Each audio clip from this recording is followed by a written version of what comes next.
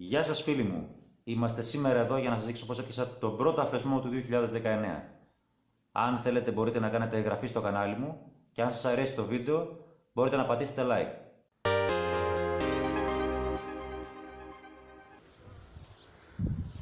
Εδώ βλέπουμε το μελίσι που μας έφυγε που πήγε και έκατσε. Δεν ξέρω αν μπορείτε να το δείτε καλά στην κάμερα. Θα βάλω από κάτω το πενταράκι το κυψελίδιο και θα το πιάσω.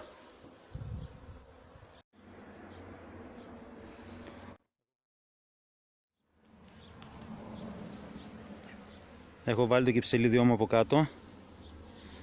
Πενταράκι. Πλαστικά πλαίσια, λεμονόχορτο, το τρίβουμε παντού. Να πάρουν μυρωδιά και να κατέβουν. Ήδη θα τις ακούτε που έρχονται γύρω γύρω. Το λεμονόχορτο το αφήσουμε μέσα γιατί τις ερεθίζει.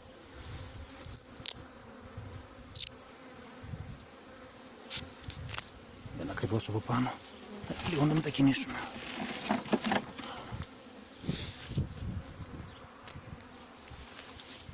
Θα σας βάλω και την action κάμερα ακριβώς από κάτω για να δείτε ακριβώς πώς πέφτει. Αν φαίνεται φυσικά. Θα το δούμε μετά στο μοντάζ.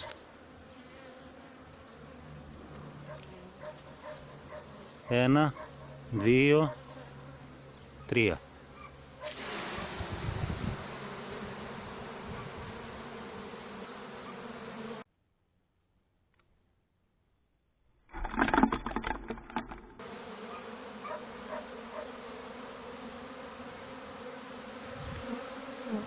Επειδή προσπαθεί να ξανανεύει πάνω στο κλαδί,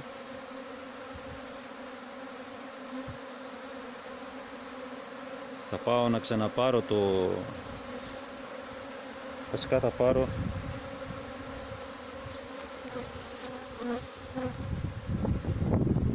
το κλαδευτήρι μου και θα έρθω να κόψω το κλαδί.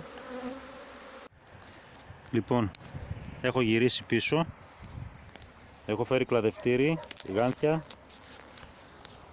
Έχω φορέσει και τη μελισσοκομική μου στολή για να είμαι άνετος. Υπάρχει ακόμα ένα τσαμπί πάνω στο δέντρο. Φαντάζομαι το βλέπετε. Και θα κόψουμε το κλαδί για να μην έχει τη μυρωδιά, τους μήνους, και να αναγκαστεί τους μήνους να μπει μέσα στην κάσα. Μικρή κασούλα, το σμήνος όμως δεν είναι και πάρα πολύ μεγάλο. Οπότε παίρνουμε το ψαλίδι για να κόψουμε.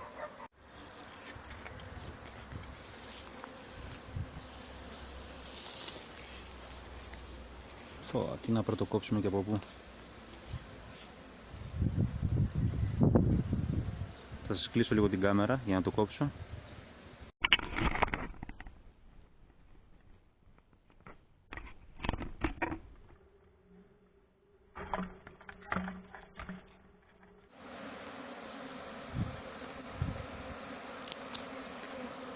Παρόλο που κόβηκε,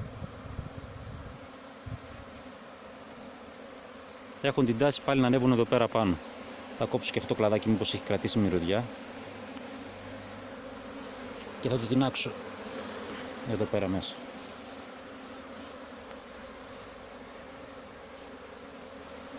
Τώρα σιγά σιγά θα απομακρύνω τα κλαδάκια.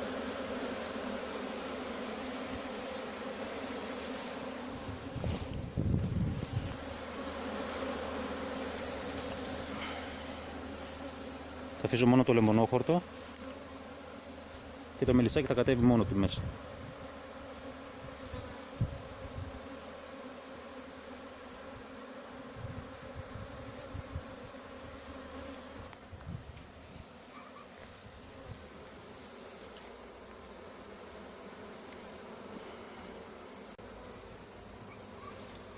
Μπήκε μέσα. Τη βρήκα τη Βασίλισσα, την είδα.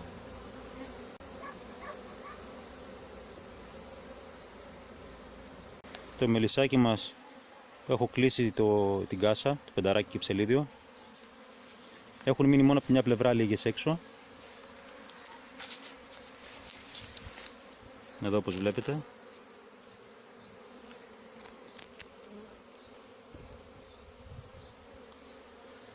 Σιγά σιγά όμως βρίσκουν την είσοδο και θα μπουν μέσα.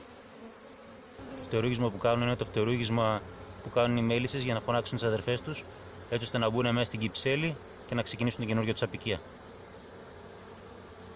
Με αυτό το μελίσι θα σας δείξω αργότερα το πώς δουλεύει ένα μελίσι μόνο σε πλαστικά πλαίσια. Με την ευκαιρία, επειδή είναι σμηνουργία, είναι αφεσμός, θα έχει μόνο πλαστικά μέσα και θα συνεχίσει μόνο με πλαστικά πλαίσια. Το κυψελίδι, όπως καταλαβαίνετε, είναι ξαναπατημένο. Έχουμε ξαναβάλει μελισσάκι μέσα, έχει μυρωδιά, έχει πρόπολη. Τα πλαίσια του είναι χτισμένα, άσχετα αν είναι πλαστικά. Είναι πράγματα τα οποία βοηθάνε στη σύλληψη του αφεσμού, όπως επίσης και το λεμονόχορδο. Ήρθε η ώρα να το κλείσουμε και να το πάρουμε. Ο αφεσμός πιάστηκε και θα μεταφερθεί εντός του μελισσοκομείου. Το μελισσάκι βρήκε τη θέση του. Θα περιμένουμε λίγα λεπτά για να ανοίξουμε την πόρτα και να μπορούν οι συλλέκτριές του να μαζέψουν γύρι και νέκταρ.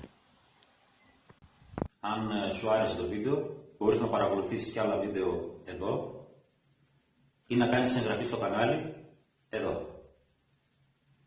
Ευχαριστώ που με παρακολουθήσατε.